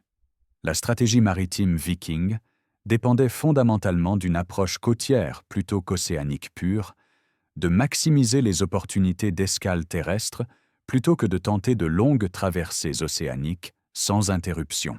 Imaginez le soulagement, le pur plaisir physique et psychologique que représente cette transition quotidienne. Après des heures, peut-être toute une journée, exposés aux éléments sur le pont ouvert, vos vêtements de laine humide de l'écume et de la pluie, mais toujours vous isolant, vos muscles fatigués de ramer, votre corps refroidi malgré tous vos efforts, vous atteignez enfin une plage convenable ou une crique protégée. Le navire est tiré sur le rivage ou ancré dans des eaux peu profondes. L'équipage débarque, retrouvant la terre ferme après les mouvements constants du pont. Immédiatement, le travail commence. Rassembler du bois, monter un camp et surtout, faire du feu. Le feu, si absolument interdit en mer, devient le centre de la vie une fois à terre. Un feu de camp fumant, crépitant, fournit de multiples avantages critiques simultanément. Plus évidemment, il fournit de la chaleur radiante, permettant aux marins de se réchauffer réellement pour la première fois depuis le dernier arrêt à terre. Mais il fait bien plus. Le feu permet de sécher les vêtements humides. Les vêtements de laine Vikings, bien qu'isolants même lorsqu'humides, étaient encore considérablement plus efficaces lorsque secs. Suspendre des vêtements humides près du feu de camp, permettant à la chaleur de conduire l'humidité, restaurait leurs performances isolantes complètes et fournissait un confort psychologique considérable. Le feu permettait de cuisiner, transformant la monotonie des rations froides de mer en vrais repas. La bouillie fraîchement cuite d'orge ou d'avoine, chaude et nourrissante, restaurait l'énergie et le moral. Le poisson fraîchement pêché, grillé sur le feu, fournissait des protéines et de la variété. Le pain, si de la farine avait été apportée, pourrait être cuit dans des pierres plates chauffées par le feu. Ces repas chauds n'étaient pas seulement une nutrition, ils étaient un réconfort psychologique, un rappel de normalité et de civilisation. Le feu fournissait également de la lumière, prolongeant le jour utile dans l'obscurité et créant un périmètre de sécurité contre la nuit sauvage. Assis autour du feu de camp, les marins pouvaient effectuer les tâches de maintenance nécessaires, réparer l'équipement, inspecter le navire pour les dommages, organiser les provisions. C'était également un temps social, où les liens de l'équipage se renforçaient à travers le partage d'histoires, de plaisanteries, de discussions sur la route à venir. Les arrêts à terre permettaient également une véritable récupération du sommeil. Bien que toujours dormir dans des huttes fat, les marins à terre étaient au moins sur un sol stable plutôt que sur un pont en mouvement. La tente, si transportée, pourrait être érigée pour fournir un abri contre le vent et la pluie. Le sentiment de sécurité relative, avec la terre sous eux et le feu de camp à proximité, permettait un sommeil plus profond et réparateur que jamais possible en mer. La fréquence de ces arrêts à terre dépendait de la géographie de la route. Le long des côtes de la Norvège, de l'Islande ou entre les îles Shetland et les Orcades, les opportunités d'escale terrestre abondaient. Les marins planifiaient leur route pour maximiser l'accès à des mouillages appropriés, reconnaissant qu'une nuit à terre restaurait la capacité de l'équipage plus efficacement que n'importe quelle stratégie de survie en mer. Les sagas préservent la connaissance de mouillages spécifiques, de plages et de criques le long des routes maritimes vikings communes. Ce savoir géographique transmis de génération en génération était aussi précieux que la connaissance de la construction navale ou de la navigation. Mais toutes les routes ne permettaient pas des arrêts quotidiens à terre. La traversée de la Norvège vers l'Islande s'étendait sur environ 1200 km d'océan ouvert, bien au-delà de la portée visuelle de la Terre pendant la majorité du voyage. De même, la route de l'Islande vers le Groenland traversait encore plus d'océans ouverts.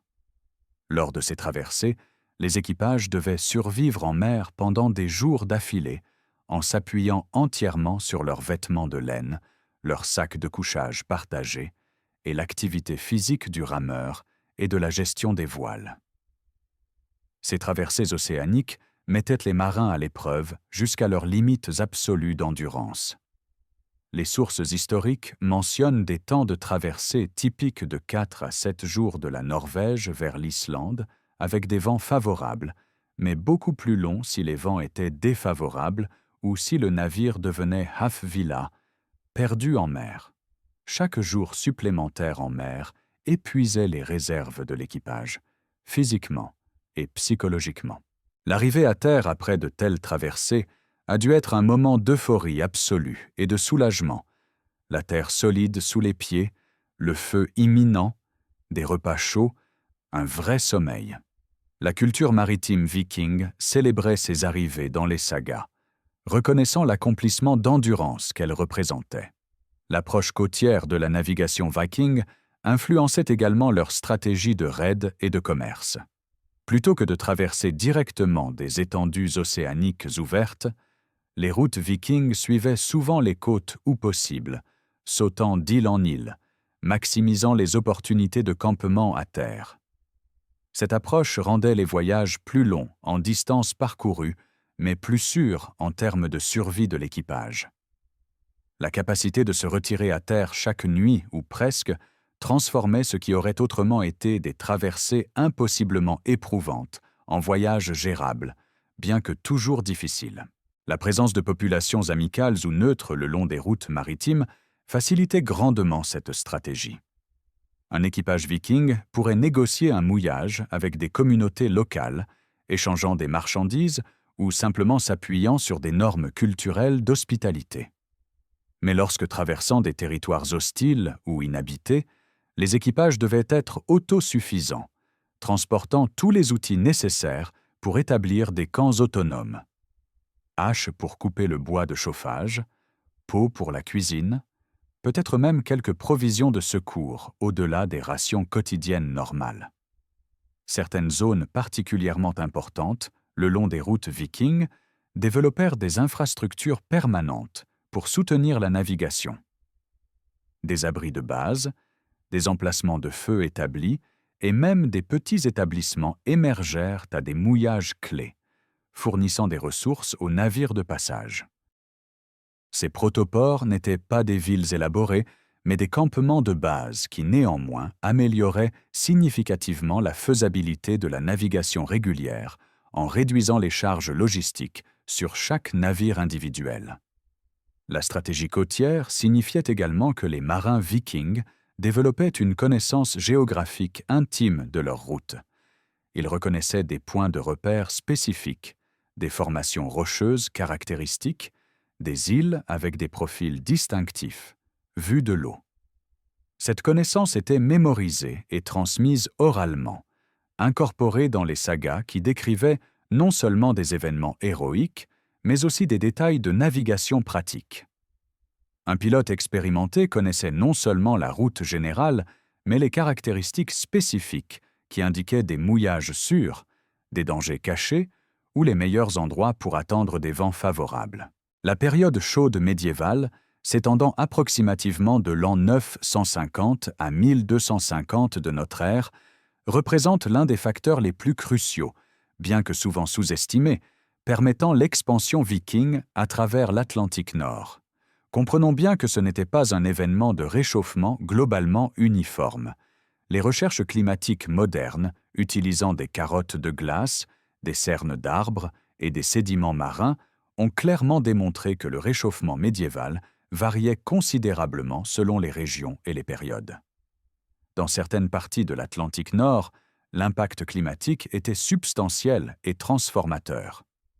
Cependant, la question du climat groenlandais pendant la période de colonisation norse fait l'objet d'un débat scientifique actif. Selon certaines théories traditionnelles, le sud du Groenland aurait été environ 1,5 degré Celsius plus chaud pendant l'occupation norse. Toutefois, des études récentes remettent en question cette hypothèse, suggérant que le climat était déjà froid lorsque les colons sont arrivés et que d'autres facteurs ont pu jouer un rôle plus important dans la colonisation que le climat seul. Les données provenant de différentes sources, carottes glaciaires, sédiments lacustres, donnent parfois des résultats contradictoires, illustrant la complexité de la reconstruction climatique pour cette période. La manifestation la plus critique de ce réchauffement pour les marins vikings était la réduction de la glace de mer. Les reconstructions climatiques indiquent que la glace de mer était moins étendue avant l'an 1100 qu'elle ne l'est devenue par la suite, ouvrant des routes maritimes qui se fermeraient lors des périodes plus froides. La glace de mer posait, et pose toujours, le plus grand danger pour la navigation en bois. Les navires peuvent être pris dans la glace en mouvement, écrasés entre les flots, ou forcés d'être abandonnés tandis que l'équipage tente de survivre sur la glace elle-même. En réduisant l'étendue et la durée saisonnière de la couverture de glace, la période chaude médiévale a rendu l'Atlantique Nord navigable sur des périodes plus longues de l'année et sur des routes qui seraient bloquées par la glace durant les époques plus froides. Cette fenêtre d'opportunité climatique a directement permis les grandes colonisations vikings. L'Islande a été peuplée entre 865 et 930, pendant la phase initiale de la période chaude médiévale, lorsque les conditions devenaient optimales. Le climat était suffisamment chaud pour permettre à la fois la navigation transatlantique relativement fiable et l'établissement d'une agriculture viable sur cette île subarctique. Les sagas islandaises préservent des récits détaillés de cette période de colonisation, décrivant des navires transportant non seulement des gens mais du bétail, des outils, du bois de construction, tout ce qui était nécessaire pour établir de nouvelles fermes. Les routes maritimes depuis la Norvège, bien que toujours exigeantes, étaient suffisamment praticables pendant la saison estivale pour permettre un flux régulier de colons. Le Groenland représente un cas encore plus frappant de colonisation rendue possible par le climat. Éric le Rouge, banni d'Islande pour meurtre en 982, a exploré la côte du Groenland et y a établi des colonies en 985. Le nom qu'il a choisi, Groenland ou Terre verte, n'était pas entièrement trompeur comme on le suppose parfois. Les vallées côtières du sud du Groenland, pendant la période chaude médiévale, supportaient effectivement une croissance d'herbes suffisante pour l'élevage limité de moutons et de bovins. Le climat doux a permis la navigation océanique ouverte nécessaire pour atteindre ces côtes lointaines et ensuite maintenir le contact avec l'Islande et la Norvège. Les colonies groenlandaises ont prospéré pendant plusieurs siècles, atteignant peut-être 5000 habitants à leur apogée, exportant de l'ivoire de morse, des peaux et d'autres produits vers l'Europe. Vers l'an 1000, des explorateurs groenlandais, notamment Leif Erikson, fils d'Éric le Rouge, ont atteint l'Amérique du Nord, établissant des campements temporaires à ce qui est maintenant Terre-Neuve. Bien que ces établissements nord-américains se soient révélés de courte durée, probablement en raison de conflits avec les populations autochtones et de la distance extrême des bases de ravitaillement, ils démontrent la portée maritime maximale que l'expansion viking a atteinte durant cette période climatique favorable. Mais comprenons clairement, même pendant cette période climatique favorable, même avec l'Atlantique Nord à son plus navigable depuis des siècles, les Vikings maintenaient leur pratique de navigation estivale. La période chaude médiévale a élargi la fenêtre d'opportunité, mais n'a pas éliminé les dangers fondamentaux de l'hiver en mer.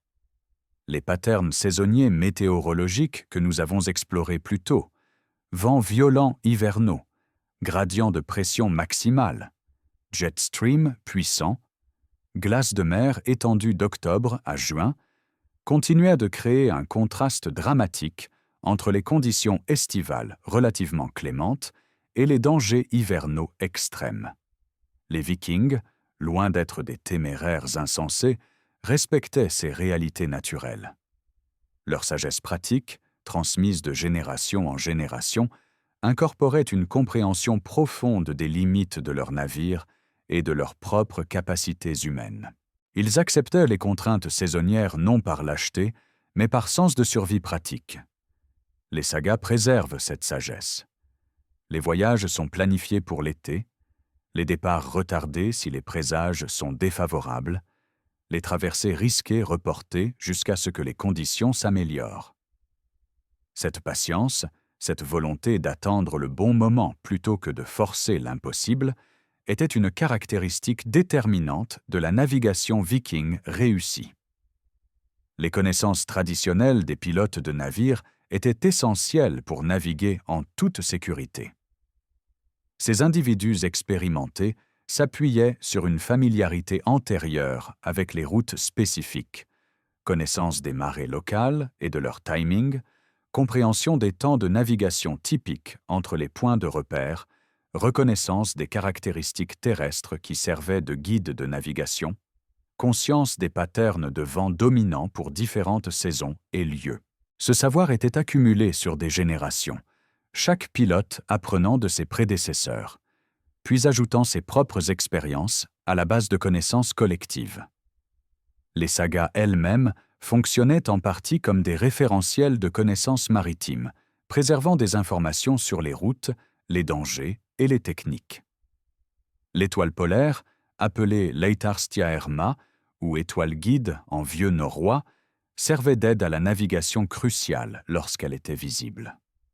Le nom lui-même révèle son importance culturelle. Pas simplement une étoile, mais l'étoile guide, la référence fixe par laquelle l'orientation pouvait être maintenue. Mais son utilité était limitée par les conditions de haute latitude. Durant le pic de l'été, à des latitudes scandinaves, les nuits sont si courtes ou inexistantes au-dessus du cercle arctique que les étoiles ne sont simplement pas visibles. L'étoile polaire ne devenait utilisable que durant les périodes de courte obscurité, au début et à la fin de la saison de navigation. Pour la navigation, lorsque les références célestes n'étaient pas disponibles, les Vikings s'appuyaient sur l'observation directe de la mer, du ciel, du vent et de la vie marine. La lecture des patterns de vagues pouvait indiquer la direction même lorsque la visibilité était mauvaise. Les signes météorologiques, type de nuages, changement de température et de pression de l'air, halo autour du Soleil ou de la Lune, fournissaient des prévisions qui aidaient à la prise de décision sur quand naviguer et quand chercher un abri. Le comportement des oiseaux de mer était particulièrement informatif. Certaines espèces volent à terre pour la nuit, donc les observer en fin d'après-midi pourrait révéler la direction vers la terre proche. Les observations de baleines servaient également d'aide à la navigation. Les baleines se nourrissant indiquent des eaux riches en nutriments, qui se trouvent typiquement là où les masses terrestres forcent les courants profonds vers des zones peu profondes, suggérant une terre proche. Les outils physiques complétaient ces techniques d'observation. Le plomb de sonde, essentiellement un poids sur une corde, permettait aux marins d'évaluer la profondeur de l'eau, critique pour éviter les bas-fonds et pour confirmer la position le long des routes connues où les profondeurs typiques étaient comprises. Le fond du plomb de sonde pouvait être enduit de suif qui ramasserait des échantillons du fond marin. Les marins expérimentés pouvaient goûter et toucher ces échantillons pour identifier des fonds spécifiques qu'ils connaissaient. La possible utilisation de cristaux de calcite, les soi-disant pierres de soleil mentionnées dans certaines sagas, reste controversée parmi les historiens. Ces cristaux peuvent révéler la direction de polarisation de la lumière, permettant potentiellement de localiser la position du Soleil, même par temps nuageux, mais les preuves de leur utilisation réelle sont équivoques. Le danger du Hafvilla, ce concept que nous avons déjà exploré, hantait la conscience viking. Les sagas mentionnent routinièrement des voyages où les marins se retrouvaient dans cette situation redoutée, perdus dans le brouillard épais ou les tempêtes prolongées, sans instrument de navigation moderne, sans boussole magnétique, qui n'a été introduite en Europe que bien après l'ère viking. Une fois que toutes les références visuelles et célestes étaient perdues, il n'y avait simplement aucun moyen fiable de maintenir ou de retrouver l'orientation. Les navires Hafvilla dérivaient, potentiellement pendant des jours, jusqu'à ce que le temps s'éclaircisse et que la navigation puisse reprendre, si l'équipage survivait jusque-là. Certains navires Hafvilla ne sont jamais revenus, leur sort inconnu, présumés perdus en mer. La période chaude médiévale, qui avait rendu possible tant d'exploration et de colonisation viking, n'a pas duré indéfiniment. Après environ 1250, le climat a commencé à se refroidir progressivement, entrant dans ce que les climatologues appellent le petit âge glaciaire. La glace de mer est devenue plus étendue. Les rapports de glace dérivante, rares dans les premières sagas, commencent à apparaître régulièrement dans les sources du XIIIe siècle. La navigation vers et depuis le Groenland est devenue progressivement plus difficile. Les conditions agricoles au Groenland se sont détériorées, rendant le maintien du bétail plus difficile. L'isolement croissant, avec moins de navires faisant le voyage depuis l'Islande et la Norvège, a coupé les colonies de leurs connexions européennes. Face à ces conditions qui se détérioraient, les Groenlandais norses ont fait des choix dont l'interprétation fait débat parmi les historiens. La théorie traditionnelle suggère qu'ils ont maintenu rigidement leur mode de vie européen, refusant d'adopter les technologies inuites qui permettaient aux peuples autochtones de prospérer dans l'environnement arctique. Kayak pour la chasse aux phoques, vêtements en fourrure spécialement conçus, harpons pour la chasse à la baleine, iglous pour l'abri d'hiver. Cependant, des recherches archéologiques plus récentes nuancent considérablement cette image. Les analyses d'ossements révèlent que les Norses se sont en fait adaptés de manière significative, la viande de phoque représentant jusqu'à 80% de leur alimentation vers la fin de l'occupation. Cela démontre une capacité d'adaptation substantielle au contexte arctique. La question n'est donc pas tant un refus total d'adaptation qu'une adoption sélective. Les Norses ont modifié leur régime alimentaire et certaines pratiques de chasse, mais n'ont généralement pas adopté certaines technologies inuites comme les kayaks ou les vêtements en fourrure spécialisés, préférant leur propre méthode de chasse aux phoques et leurs vêtements en laine.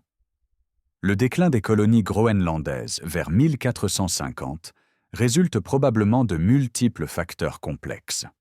Détérioration climatique, isolement commercial croissant avec l'Europe, effondrement du marché de l'ivoire de morse et peut-être des conflits avec les populations inuites. Plutôt qu'une simple histoire de rigidité culturelle, il s'agit d'un cas complexe où adaptation partielle s'est révélée insuffisante face à des défis multiples et convergents. La leçon que nous pouvons tirer est nuancée. L'expansion viking dépendait en partie d'une fenêtre climatique favorable qui a finalement commencé à se fermer. Quand le climat a changé et que les routes commerciales se sont détériorées, même une adaptation partielle s'est révélée insuffisante pour maintenir les colonies les plus éloignées. Le cas groenlandais nous rappelle que la survie à long terme dans des environnements extrêmes nécessite non seulement adaptation technologique, mais aussi maintien de connexions vitales avec des réseaux de soutien plus larges. Ainsi, les Vikings ont survécu et prospéré en mer, non par témérité face aux dangers, mais par sagesse face à la nature. Ils ont compris leurs limites et ont travaillé dans celles-ci. Ils ont exploité une fenêtre d'opportunité climatique tout en reconnaissant ses limites. Ils ont développé des technologies, textiles en laine, conception de navires, stratégie de navigation, remarquablement bien adaptées à leurs défis spécifiques. Mais ils ont également reconnu ce qu'ils ne pouvaient pas faire. Ils ne pouvaient pas vaincre les tempêtes hivernales, ne pouvaient pas naviguer en toute sécurité dans la glace épaisse, ne pouvaient pas survivre indéfiniment sans escale terrestre pour la récupération. Cette combinaison d'innovation technologique et de sagesse pratique, de courage et de prudence, d'aspiration et de reconnaissance des limites, caractérisait l'approche viking de la survie maritime. Revenons à présent à notre question de départ, celle qui a guidé toute cette exploration. Comment les Vikings ont-ils survécu l'hiver en mer sans feu? La réponse, comme nous l'avons découvert, est à la fois plus simple et plus complexe que nous aurions pu l'imaginer. La réponse primaire, celle qui bouleverse notre image romantique des guerriers nordiques bravant les tempêtes hivernales, est qu'ils ne naviguaient généralement pas en hiver. Cette pratique d'évitement saisonnier, si contraire aux stéréotypes populaires, était en fait la stratégie de survie la plus fondamentale de toutes. En choisissant de naviguer pendant les mois d'été lorsque l'Atlantique Nord était relativement praticable, les Vikings éliminaient les dangers les plus extrêmes qu'ils auraient autrement affrontés. Mais même en été, l'Atlantique Nord restait un environnement froid et impitoyable où la survie nécessitait un système intégré de stratégie. Récapitulons les 7 piliers de la survie viking que nous avons explorés. Premier, l'évitement de l'hiver lui-même, sagesse pratique plutôt que témérité, respect des limites naturelles. Deuxième, la laine miraculeuse, cette technologie textile simple mais révolutionnaire qui fournissait une isolation même lorsqu'elle était trempée, permettant tout ce qui suivait. Troisième, l'acceptation de l'absence de feu, l'adaptation aux contraintes plutôt que de risquer la catastrophe. Quatrième, la conception navale qui créait des embarcations flexibles et résilientes, capables de danser avec les vagues plutôt que de les combattre. Cinquième, l'activité physique, particulièrement le rameur, qui transformait le travail nécessaire en génération de chaleur vitale. Sixième, la stratégie côtière qui maximisait les opportunités d'escale terrestre pour la récupération, le réchauffement et le réapprovisionnement. Septième, la connaissance climatique, la compréhension profonde des patterns saisonniers et le respect des forces de la nature. Démythifions ce que les Vikings n'étaient pas. Ils n'étaient pas des guerriers insensés bravant les tempêtes hivernales par pure bravoure, pas des surhumains insensibles au froid, pas équipés de technologies magiques ou mystérieuses. Mais voici ce qu'ils étaient réellement. Des marins pragmatiques et intelligents qui comprenaient leurs environnements, des innovateurs textiles qui exploitaient brillamment les ressources locales, des observateurs attentifs qui lisaient les signes de la nature, des planificateurs prudents qui attendaient patiemment le bon moment, et des communautés coopératives où la survie dépendait de l'entraide mutuelle. Cette vérité révisée n'est en rien moins impressionnante que le mythe qu'elle remplace. Si quelque chose, comprendre comment les Vikings ont réellement survécu, rend leurs accomplissements plus admirables, pas moins.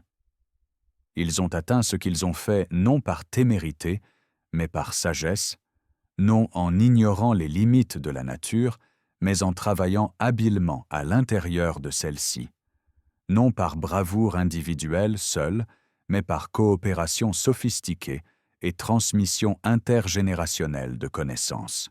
Leur expansion maritime représente non une victoire humaine sur la nature, mais une harmonisation réussie de la capacité humaine avec les réalités naturelles.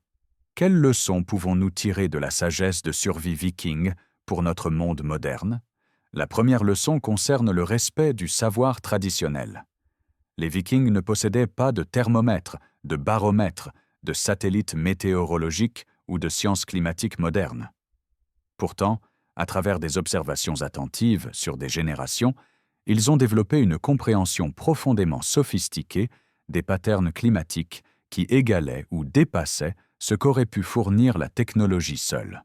Ce savoir empirique, transmis oralement et incorporé dans la pratique culturelle, a permis une prise de décision qui sauvait des vies. Aujourd'hui, face au changement climatique et à la perturbation écologique, nous devons nous rappeler que les communautés indigènes et traditionnelles détiennent souvent des savoirs environnementaux profonds acquis sur des siècles d'observation attentive, un savoir que la science moderne ignore à son détriment. La deuxième leçon concerne les limites et la sagesse. Les Vikings respectaient les limites de la nature. Ils ne forçaient pas l'impossible juste pour prouver leur bravoure.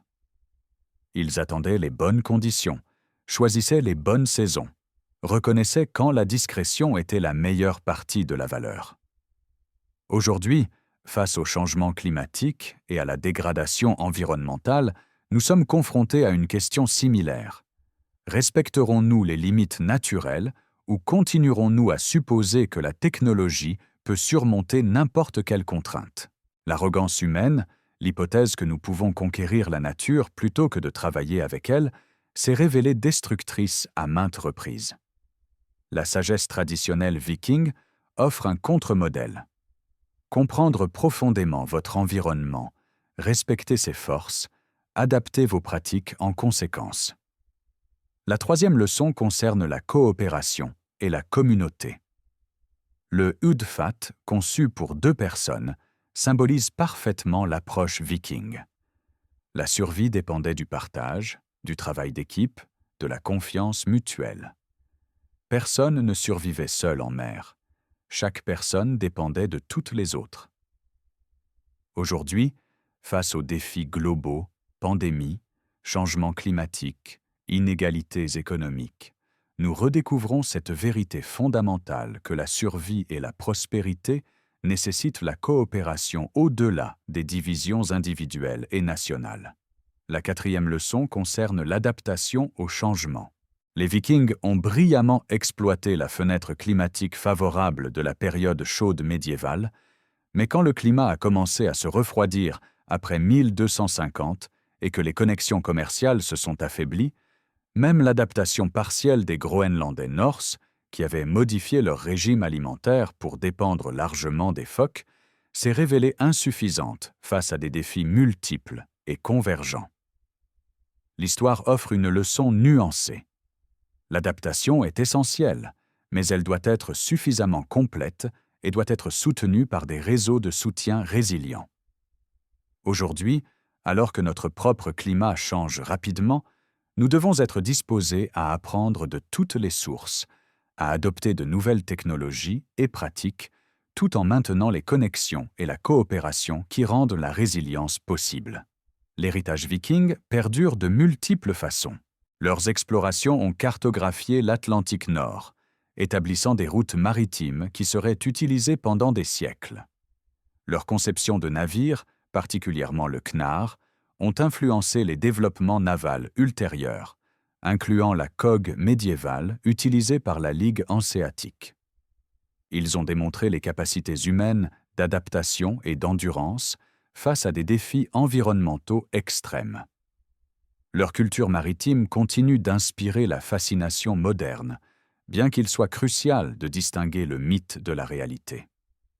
La véritable histoire, comme nous l'avons découvert, est plus fascinante que la fiction. La vraie bravoure viking ne résidait pas dans la témérité face aux dangers, mais dans l'ingéniosité face aux contraintes, dans l'endurance face aux difficultés, dans la sagesse face aux tentations de l'orgueil, dans la coopération face aux défis collectifs. Ils ont survécu au froid en mer, non malgré l'absence de feu, mais grâce à une compréhension profonde de leur environnement, une exploitation intelligente des ressources disponibles et une sagesse de ne pas défier inutilement la nature. Le mystère que nous avons exploré se révèle être une démonstration de rationalité humaine appliquée aux défis extrêmes. Pas de magie, pas de capacité surhumaine, mais une ingénierie pratique, une sagesse écologique et une résilience communale. Lorsque nous contemplons notre propre ère de changement climatique et de perturbations environnementales, les Vikings offrent non pas un modèle de conquête, mais un modèle d'adaptation, pas une histoire de domination, mais une histoire de compréhension, pas une célébration de témérité individuelle, mais une reconnaissance de force collective. Ils ont survécu aux mers les plus redoutables de la Terre, non en les conquérant, mais en apprenant à vivre avec leur rythme, à respecter leurs forces, à travailler dans leurs contraintes. C'est une leçon que notre civilisation technologiquement avancée, mais écologiquement perturbée, ferait bien de réapprendre. Que la véritable force réside non dans le défi de la nature, mais dans l'harmonie avec elle. Que la survie dépend non de capacités surhumaines, mais de sagesse profondément humaine. Et que le plus grand voyage n'est pas de conquérir des terres lointaines, mais de comprendre et d'honorer le monde qui nous soutient tous.